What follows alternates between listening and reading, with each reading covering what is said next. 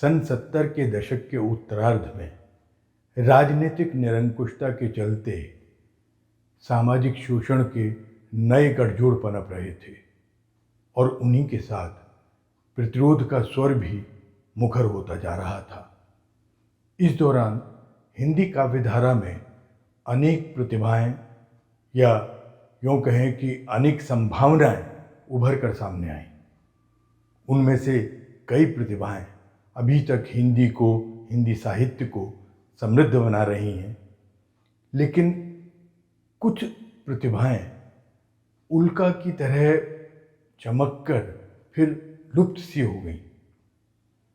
लेकिन उनकी कई रचनाएं अभी तक जहन में गूंजती हैं। आज हिंदी धरोहर में हम प्रस्तुत कर रहे हैं एक ऐसी ही रचना, उस दौर के हमारे कवि मित्र पुरुषोत्तम प्रतीक की एक कविता। शीर्षक है काक मंत्रणा।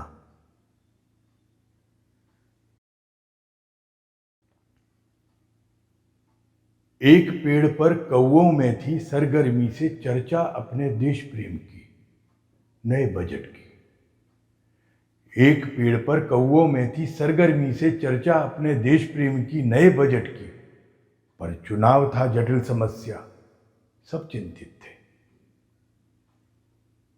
तभी अचानक उनमें बोला बूढ़ा कौवा। तभी अचानक उनमें बोला बूढ़ा कौवा, कैसे होगा चुना चुनी का देश विदेशी दौरा भत्ता, कैसे होगा?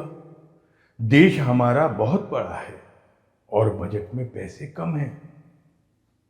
तभी अचानक उनमें बोला बूढ़ा कौवा, देश हमारा बहुत बड़ा है और बजट में पैसे कम हैं, कैसे होगा चुना चुनी का देश विदेशी दौरा भत्ता, कैसे होगा?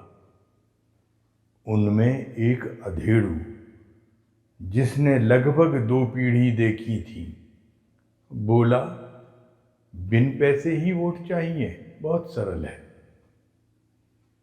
बिन पैसे ही वोट चाहिए, बहुत सरल है।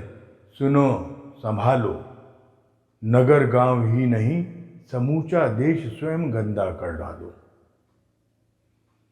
नगर गांव ही नहीं समूचा देश स्वयं गंदा कर डालो। लेकिन भैया जगह जगह पर अस्पताल भी खुद बनवाओ।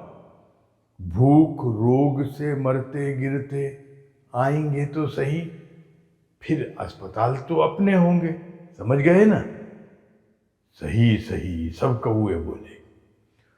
मुंह खाएगा दवा, आंख शर्माएगी, फिर भी वोट नहीं देगा तो अस्पताल तो अपने होंगे, समझ गए ना? हाँ, सही सही सब कौए बोले।